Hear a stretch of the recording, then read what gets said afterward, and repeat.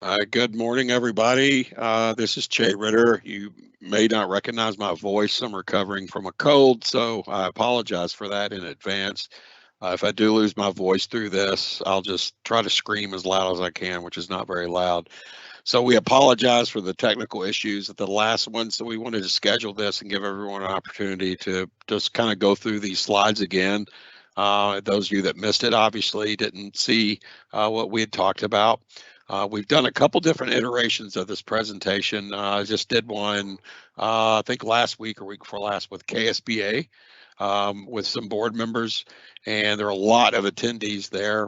Got some interesting questions from board members. Of course, their perspective is a little bit different than your all's, but also we wanted to kind of go through this, and as this is sort of aged a little bit since it passed back during the session, we've learned quite a bit more about how our system will work with this and how we're working with it and how districts are using it as well. So, and at the end of this, of course, we'll have some time for questions. We'll answer anything we can. But as always, if you think about this summer, read through it, and you're not sure about something, don't hesitate to reach out to us, your project manager, or myself, or Greg Dunbar, and we'll get you an answer on that. So we can go ahead and jump into this, Oksana. And move to the next slide. There you go. And so we're going to go through the bill in sections. It's a very short bill. It's like 2.5 pages, but it's a huge impact. It's funny because when I first saw the bill, I just thought, okay, it's a short bill, good. I don't like reading through these. And I started reading through it. I was like, wow, this is really significant.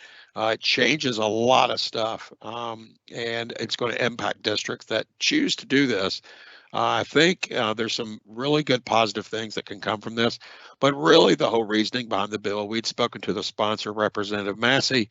It was to speed up the process. The cost of construction was getting very hot early in the spring, and this was to help trim off some of the time needed to get these projects moving. Of course, now I know construction costs are still going up, so we can't control that, but if we can help this speed it up, maybe that saves you all some money, which is always a good thing. You can go to the next slide, please. All right, so this bill's a little different. When they passed it, they put in a June 30th of 2024 date, and your board basically can adopt. It's not a shall, it's a may. They can adopt a resolution, and you'll file it with us. And basically, this kind of opens a different door for districts, the way they proceed with their projects. And by projects, we mean obviously new construction and renovations and stuff that you would normally submit your BG1s for. But this is good until June 30th of 2024. There's no deadline for your boards to adopt a resolution. They could do it today, they could do it 6 months from now, and they can do it a year from now. But unless this bill is, reiterated through the General Assembly, and it may very well be, all of this ends on June 30th of 2024. So in a way, it's kind of a 2-year window. And it may be temporary. We can't predict what the General Assembly will do. They may come back and say, hey, this worked okay, let's keep it going. And, we'll see what happens with that. But basically, when your board opts into this and they get past that resolution, it does a couple of things. One is it removes the requirement that KDE provide you all with prior approval with your building plans and specifications, your capital outlay funds, and financing arrangements. And let me kind of break those three out. Building plans and specifications are pretty self-explanatory. That's your BG1 stuff. So we're not reviewing what you're submitting if you're a House Bill 678 district. So in your mind, if you go back to a project that you did a couple of years ago, that you submit the BG1 and it starts a review process that staff do, and it goes through the kind of the chain at KDE, and then you all would get some, oh, you need this document, you need to do this, and then we would send it back to you, you'd send it back to us through FactPack. That review is not happening. What is happening, though, and we'll talk about this a little bit, is you're still going to submit a BG1. That is still required in the law, and you're still responsible to follow all statutes and regulations. And that's a big thing. That's obviously really, really important, because these statutes and regulations, which include the planning manual, can include many things that can impact, the quality of the school buildings, et cetera. It's really important that districts still follow those, of course. Now, because we're not reviewing it, it's if you really look at this bill and said, well, what's a really short sentence to explain this? Well, the responsibility has shifted over to you all to make sure you're doing things right. KDE is not looking over your shoulder. Quite literally, once you submit the BG1, we're clicking a few buttons and sending it on to the next stage. We're not going to sit there and go through your documents. Now, to be clear, that does not mean we can't assist you. It does not mean that if you have a question, you can't pick up the phone or email and say, hey, I've got a question about this. So that part still exists, and we'll talk about that in a minute. The capital outlay funds, if you recall, many districts will submit a capital outlay request to us to use the funds, usually for like school buses, property insurance, or whatever. There's a small list of things in that statute, that KRS 157-420. Usually they would submit the request to us. We would review it and kind of send it through the chain of command for signatures, and you'd get a letter back through email. Well, if your board adopts this resolution, then you no longer have to go through that review process. But again, you're responsible to make sure those funds are spent appropriately. And the financing arrangements are a little different too. It used to be that the bonds had to be approved through KDE, and there's even language in this bill that you can use the estimate of an architect or engineer who prepared the plan in order to set up your financing. And this is a little different because in the past you had to have the bids in, and then you said, okay, it's a $20 million project, let's issue the bonds and get moving. So that's changed quite a bit as well. So the short version of this slide is in the third bullet point. You can commence funding, financing, design, construction, renovation, or modification of district facility projects without prior approval from us. So that's the real summation of it right there. Go ahead to the next one, please, Oksana. So to emphasize again, it's still got to be in accordance with all the regulations and statutes. Where, if your board chooses this route, the prior approval is waived. And again, the BG1 still needs to be filed. Now, the BG1's used for a couple of things. Obviously, if you're familiar with FactPack, BG1s are used, in the initial stage. It shows us your fund sources and, the narrative and, but what's really important about this BG1, which can impact all of you all, every single district, is it impacts your unmet need, which in turn impacts your SFCC offers.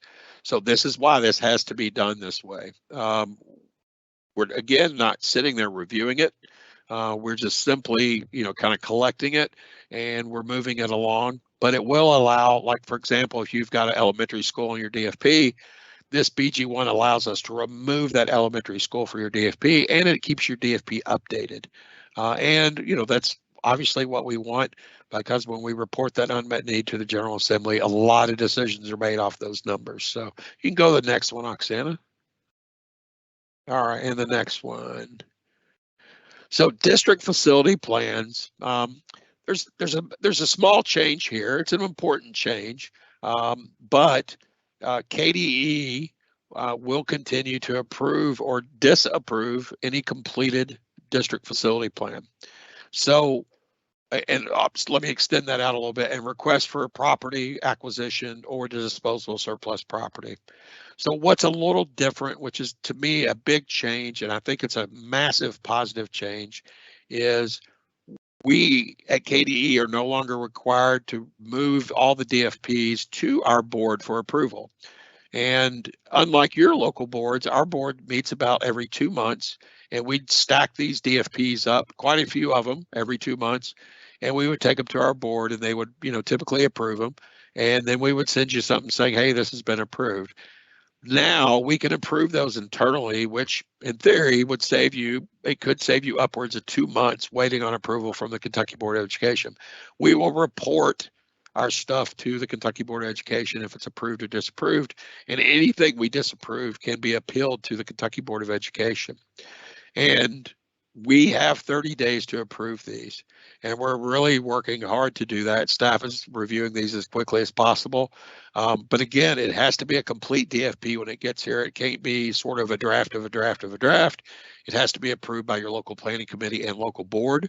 Now, the part of this process where I think everybody really needs to focus on is our staff can help, your LPC and you clean up some of the stuff that should be cleaned up. before it, kind of gets into that back and forth phase. So work with your project manager. That's going to become very important to save time. We want to get these back to you all as quickly as possible. They have to be compliant DFPs. And that's still, again, your responsibility to be in that compliance. A big deal at the very bottom of this, and I guess we should have bolded this, you can include your extracurricular facilities, and this includes your athletic facilities in any DFP priority. So this is saying, if you read between the lines, that your districts or your board may now address issues that are in your extracurricular facilities, like, and I'll use a baseball field, with restricted funds. There's a little bit of strange history in the past. You could phase that in on a high school project, for example. We reviewed the planning manual later, which was very clear and said you could not use restricted funds. And this kind of turns that on its head and says, well, now you can because of House Bill 678. So essentially, if you have a ball field or a football field and you've got some restricted funds, you may now apply those restricted funds to that project. And that includes, paying for it just outright or bonding those projects too. The only caveat to that is turf projects are a little different because the lifespan of that turf is typically less than 20 years. And so I would suggest reaching out to your fiscal agents and talking to them about how they've structured those in the past and seeing how they're looking at that in the future. Okay, Oksana, we can jump to the next one, please.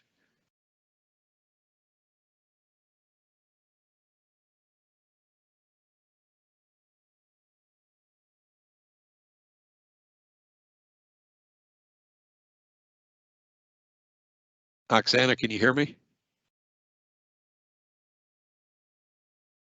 I can now. I lost reception for a that's second. Okay. Sorry. No, you're I thought it was me. Okay. No, All yeah, right, so, for a second. All right, so these are the remaining sections. You can go to the next one, is fine. These are the remaining sections of that bill. So we are still required to provide assistance and guidance to your local boards and districts. And basically our guys are still here. Our Tanisha is still here. So we're still here to help you. Just because your board adopts 678 does not mean we block you on our phones or anything. This act was retroactive. So if you had some projects that are sort of in the process or in the hopper and your board adopts this, that 678 may apply to those projects as well. Again, extracurricular facilities. The language here is a little strange because, by the planning manual, these extracurricular facilities should be in 5. And since you can use restricted funds on those same projects, there's not really a need to move your facility or your baseball field up to a number 1. So you don't really need to convene your LPC and to make all these big changes to your DFP. And I would strongly suggest before you do anything, if you all are looking at doing any athletic fields or anything like that, call us so we can kind of walk through your DFP and see if there's anything else and kind of, show you the path forward on that. We want to make sure everyone's very clear on what you're doing. And, I think we've had quite a few districts go ahead and start working on, ball fields, for example, with summer coming up, it'll probably be pretty busy in that department. Now, here's the big asterisk that we need to pay close attention to. If you're using ESSER funds, federal law requires us as a state education agency to approve those projects still. So regardless if you're a 678 district or not, you still need to get approval, and that approval is done through FACTPAC through your BG1. So the good news is it's pretty simple. The bad news is you still have to do it. So those projects we're kind of treating a little differently. And I'll give you an example. If you're a 678 district, and I just had one email me this morning, and they're going to do some HVAC work, and they're going to be, doing this with some ESSER funds, but they're a 678 district. They would still need to, get that approval through our shop. And what we do is review the use of the funds. Is it, compliant with the requirements of ESSER, et cetera? And it's pretty easy and pretty quick and painless. There's also another caveat that if you are one of the, I believe it's 15 districts that received SFCC urgent needs funds in this last budget, those funds are federal. Now, those funds are not subject to Davis-Bacon Act, but they are federal. It gets a little weird. There's a strange history to that with some U.S. Department of Treasury stuff. So those two would need to be approved by KDE. Again, same process. Not really exciting. It's coming through FactPack as a BG1. We will review it, and when in doubt, pick up the phone and call me or email me and say, hey, we're submitting this. I'm one of those 15 districts. I will be very glad to stop whatever I'm doing and look at it and make sure that all the information's there, and we'll send it on and get you on your way. Our goal is to move these as quickly as possible, and obviously to keep everyone in compliance. It's really important. One issue that's, if we could step back just for a minute, that the SFCC money that you all have cannot be used typically in your priority 5. And if you have questions about where you can use that, we always encourage you to contact SFCC, Chelsea or Christy Russell, to ask them the questions. Those are, those funds belong to SFCC. They're not KDE funds. And, basically they need, they'll be able to provide you with their own sort of guidance to that. And let's go to the next one, Oksana. All right, this one's probably not as important to you all, but as always, there's usually a reporting requirement somewhere for us. We've got quite a bit of work in front of us, and basically a year, not too distant future. We're conducting a review, and we've been doing this of the planning manual and other guidance materials related to everything in facilities, basically. I think for quite some time now, our staff have been working very hard on looking just at the planning manual alone, and it's a mountain of work. But, and very importantly, it's helping us kind of rethink how we see things and how we're reviewing things. So one thing they wanted us to do in this bill is to look at our regulations and materials, and to look at the construction industry and the economy and how all this is interacting with the way you all build. One of the big ones is just the waivers that we do and why we do them. There's a lot of weird situations that pop up, and some are pretty routine. For example, if you buy some land and it's you have to pay more than the appraisal in some cases, or you're going to have to spend quite a bit on some property to get it ready to build on, there's possibly a waiver needed there.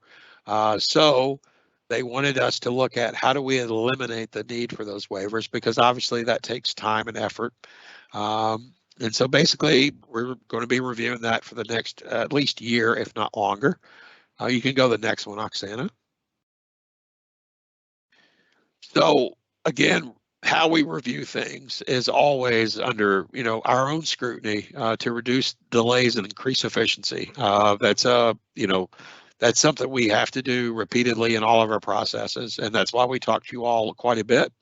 The Department of Housing, Buildings and Construction, how our regulations interact with theirs and what we can incorporate into their regulations. That's part of this bill as well. And we'll be reporting to 2 different committees in the fall of next year, A&R, which is Appropriations and Revenue, and the Interim Joint Committee on Education. This bill had an emergency clause, which made it active as of April 8th. So it's now, we're kind of ahead of this now. Of course, at first, everything run. And because it was so quick, we didn't have, all our ducks in a row. This happened very fast. And so now things have kind of settled down some. We've got, and I'm going to pick on Tanisha. As of the other day, I think I saw we had 115 districts that had done this resolution. I think that was maybe yesterday or day before. I can't remember. And you could go to the next one, Oksana.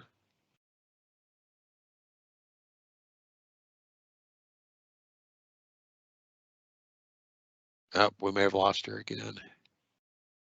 Oh, there we go. Okay, so you can virtually raise your hand if you've already done the 678 resolution with your board, but if not, and your board wants to do that, you can email those same resolutions to 2 people, Tanisha Keene and Katina Gar.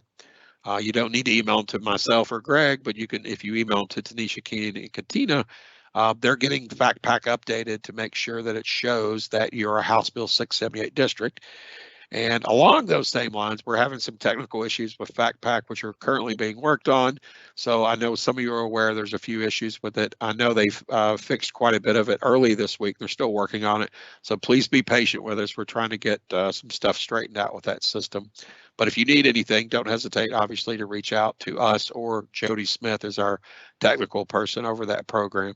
You can go to the next slide. I think there's one more, Oksana, I believe. Yeah, there it is. So as usual, here's your contacts.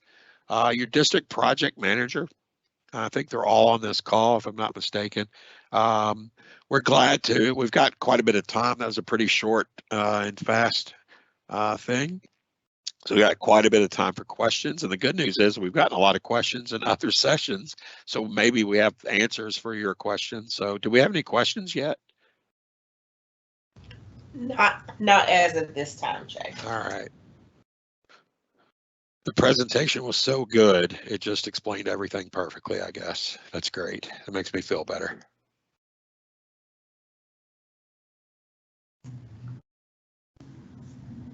We can wait a minute and see. Yeah, we'll take our time here. We're in no rush.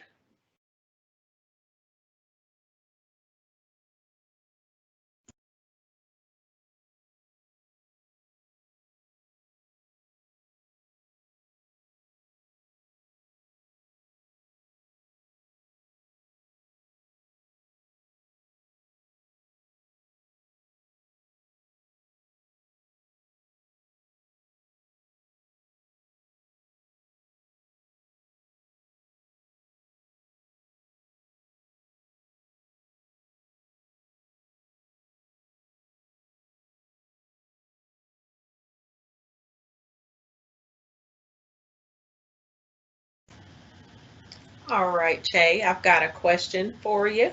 All right. Do projects have to be complete by June 30th, 2024? That is a good question. I do not believe so, because I believe the way, and I'm going to pull that bill up real quick while we're talking. And yeah, I probably have it bookmarked by now.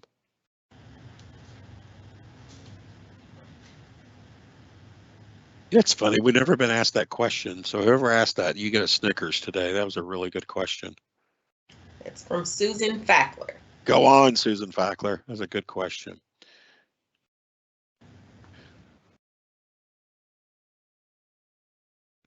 In a very quick read of the bill, basically it says until June 30th, 2024, a local board of education may provide for that, and commence the funding, financing, design. The word commence leads me to believe that if the project's been started under that House Bill 678 by that date, then you would just continue moving forward under that same resolution. So in other words, on June 30th of 2024, if you've already got started, then I don't think we are going to flip a switch and shut you off. And so if you started it on July 1 of 2024 and nothing changes in this bill and they don't do something else, then I think you would be out of 678. That's my 3-cent interpretation, but we'll double check into that and make sure that's the case. And one of my staff or one of our people is typing very fast in the chat window, and I'm sure. Yeah, so they actually agree. So that was maybe a 4-cent interpretation of that, but we'll double check on that. But great question, Susan. I appreciate that. All right, I've got a couple more. All right. This one's from Amy Brown. She just said she just started watching a little late, but is there a deadline for adopting 678? Oh, Amy, no, there's not. So crazy enough, you could probably go up to June 29th of 2024. There's no deadline for your board to adopt this resolution. And let me just run a weird scenario by you. I don't know why you'd want to do this, but if they wanted to start a project today and say not under 678 and then start it, and then they adopt a resolution a month later and said, well, we'll do this HVAC project under 678. They could, but there's no deadline for them to say you got to have that resolution done by this date. Like I said, I think we were up to 115 resolutions as of yesterday or earlier this week. So a lot of districts have already jumped into this.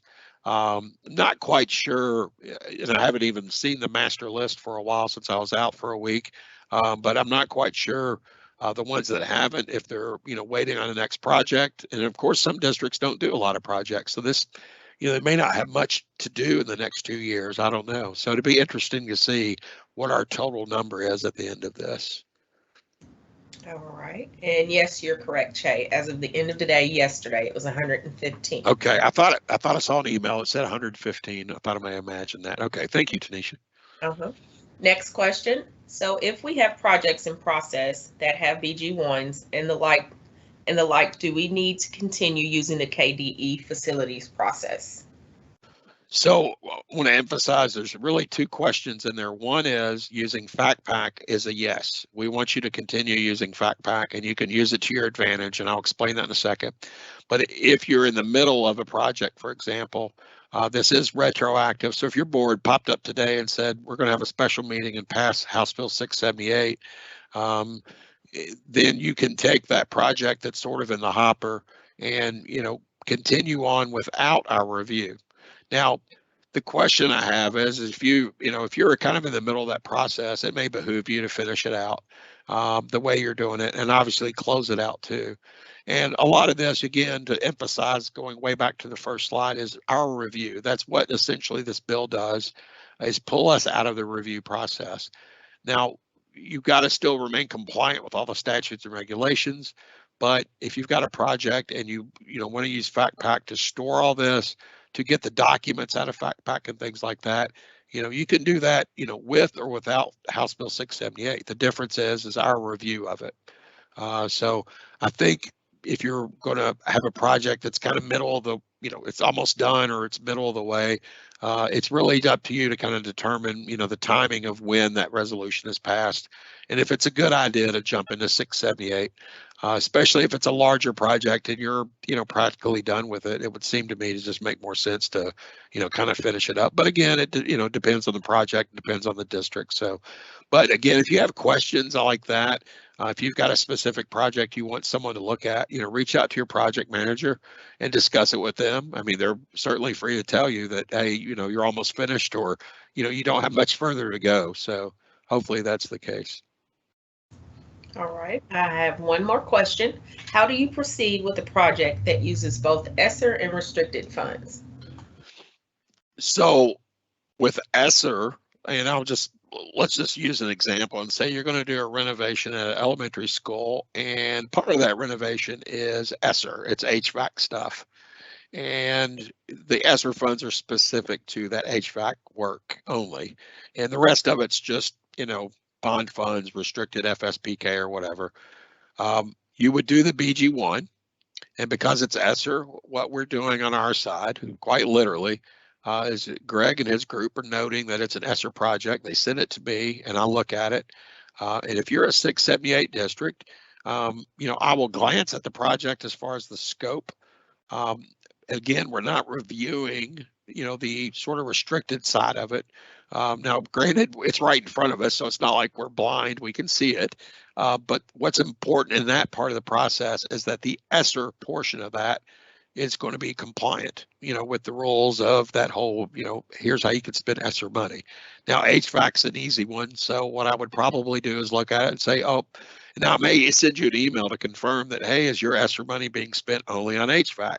Or is it being spent on, windows or whatever? And, there may be a quick conversation between us, you and I. And once I've, satisfied that this sounds like it meets the requirements, we basically send it on and that's it. I would venture to say that it will take no time at all. We review these very quickly. The regular BGs, and then the House Bill 678s move as fast as we can possibly move them. And here's the part of this: if you're using ESSER, you're obviously waiting on our approval. If you're not using federal funds or ESSER or this SFCC money that I mentioned, once you submit your BG1, you can kind of go on to the races from there. Since we're not reviewing it, you don't really need to wait on us to send it to the next stage or anything like that. All right, I have one more. Has the deadline to spend ESSER funds been extended past 2024? No, and that's a good question that I got during the KSBA webinar on the same topic. I've not seen anything. I think I saw some emails that were floating around. I did not have time to read those. I was out last week, and I'm trying to still catch up on emails, and I apologize for not really knowing that, but I know that's been a topic that has been floating around quite a bit, especially lately since we're getting closer to at least one deadline. If we get information on that, I am 99.9% certain we will be sending something out with large, bold fonts to everybody, because that is a huge deal if we can get an extension on that. So keep your eyes open, and if we do learn something on that, we'll get it out to you all, either my office or Thelma's office, obviously. Okay, that's all we have right now. All right.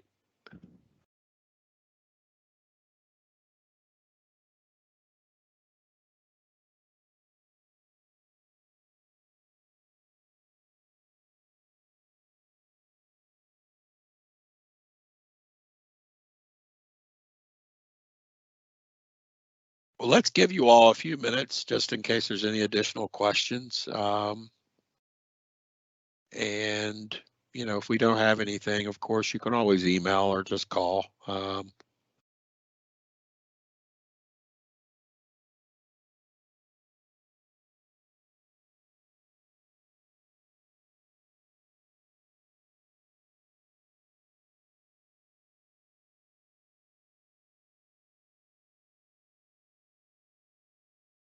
Okay, I think we can end. I don't see any questions coming in. Will you like me to end the live event?